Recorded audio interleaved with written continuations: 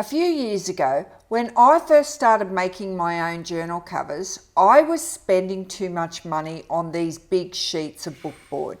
I made one change to my system and I've saved so much money it isn't funny. In this video, I'm going to show you what that change was and how you can use it too. All you need is an unwanted book. Here's what I'm going to be doing. I'm going to take the book apart, I'm going to cut the covers smaller, remove the glued down cover, and I'm going to show you what can go wrong.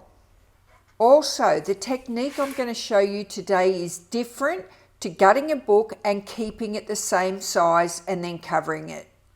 Now, how you get your books is always different. Sometimes you don't even need to pay for your books. This one was in my mum's stash. This one was free, included in a box of goodies. And this one I picked up from Vinnie's in Australia. So you can grab any unwanted books you can find. Grab them all. The one I'm using today is this one here with a skinny spine. So I'm going to start off by taking this book apart. So we'll start by gutting the book and saving these end papers. So I just put the glue pieces to the left and I'm just going to cut straight down the side here into the opening of the spine. I turn it over and do the back side, making sure the end papers are turned over to the left, and remove the book block. This piece here is one large piece of paper. The left-hand side is glued to the cover and the right-hand side is flapping around free. This right-hand piece is glued to the one large piece on the left. So just pull it away and remove it. Turn your cover around and do the same for the back of the book. Because the end sheet here is one long piece of paper and you've got a fold line right here. So this page is joined. Close the page and put your ruler right to the left side of that fold line. Then using your craft knife, just gently cut through deep enough just to remove that top page. It doesn't matter if you cut a little deeper because we're going to cut the spine off anyway. And then you do the same on the front. And you get these lovely end papers to use for journal pages. Now we're going to separate the spine from the front and back. It's pretty easy to do because there's a bit of a groove because the spine is a thinner cardboard than the front and the back. If your book's old enough, you can peel the paper off the spine here and put it aside for journal fodder.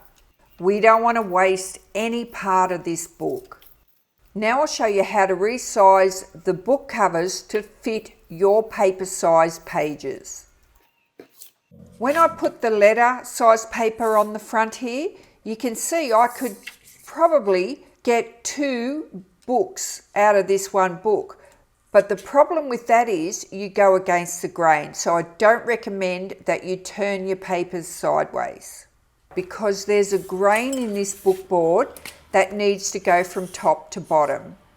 You can't really feel it on this piece I've got here because it's already cut on the grain, so it's already firm. There's a piece of paper covering the front and the back, and I'll show you in a minute how to remove it. What I'm doing here is cleaning up the edges. This is a quilter's ruler, so it's got lines both horizontal and vertical.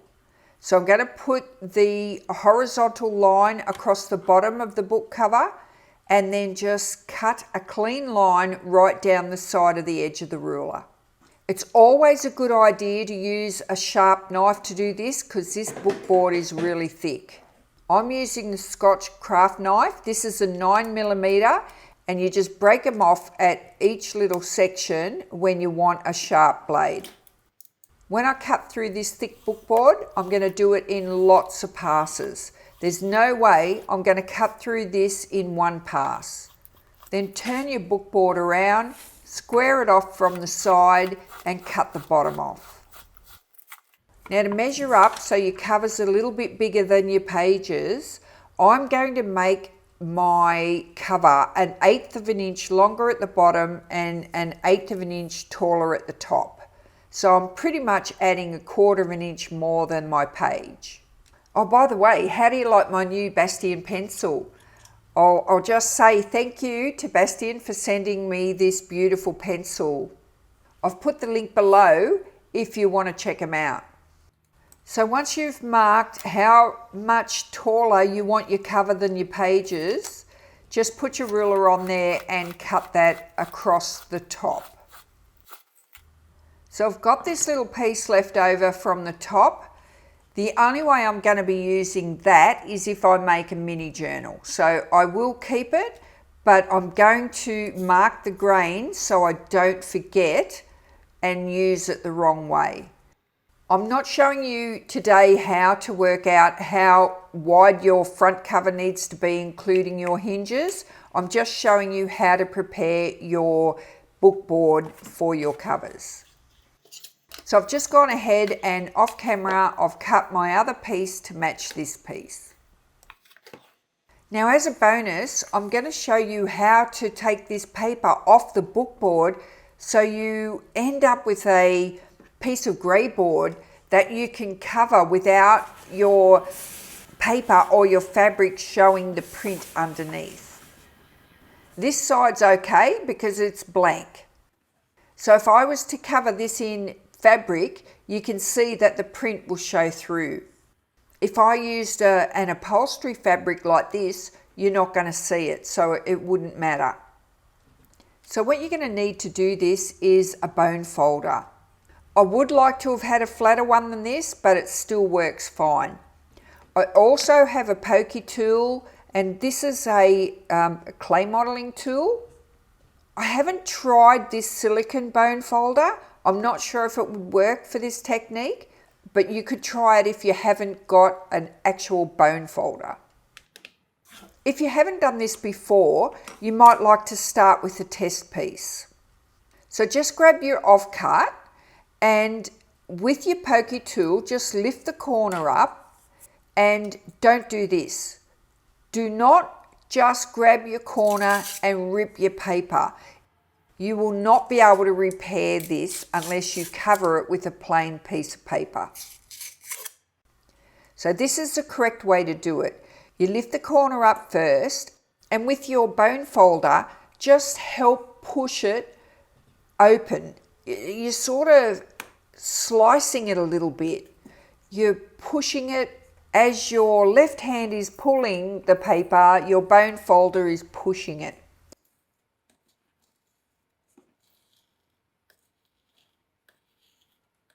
You can see here that there's a tiny little bit of paper that's sort of stayed behind. If you keep pulling this, it's going to keep tearing, and that's not what you want. So get your pokey tool and lift that little bit of torn paper up. Just scratch it.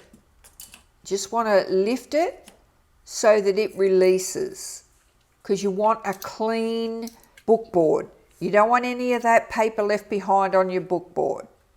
So get your pokey tool and lift it up under the edge. So I'm now swapped over to the front of my cover.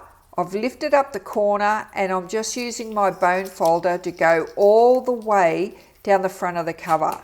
And the bonus is, if I want to reuse this piece of paper off the cover, I can.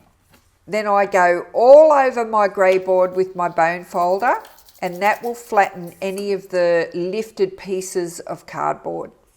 Now check this out. Here's a piece of purchased grey board that I've bought. It's proper bookboard, and here's the recycled bookboard. You can hardly tell the difference. And this was free. This cost me nothing. This book was given to me. So when I put my fabric back on this now, I've got no problem with the print showing through. So do a sample if you need to. Have a little practice on that first, but you can remove the paper off the cover successfully. Some come off easier than others. Like this one here. When I took the front and back off, it come off really easy. And look at this one. This is the back. Isn't it beautiful? I'm so glad I could save the paper on this one, but the inside of the cover, I ruined it.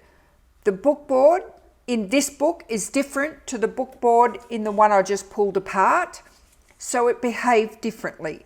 But all is not lost. I can still use all the bits and pieces somewhere else in another journal. I think you'll be pretty happy to know that you can take these skinny spine books and reuse the cover to make whatever size junk journal you want to do. And that's how you do it.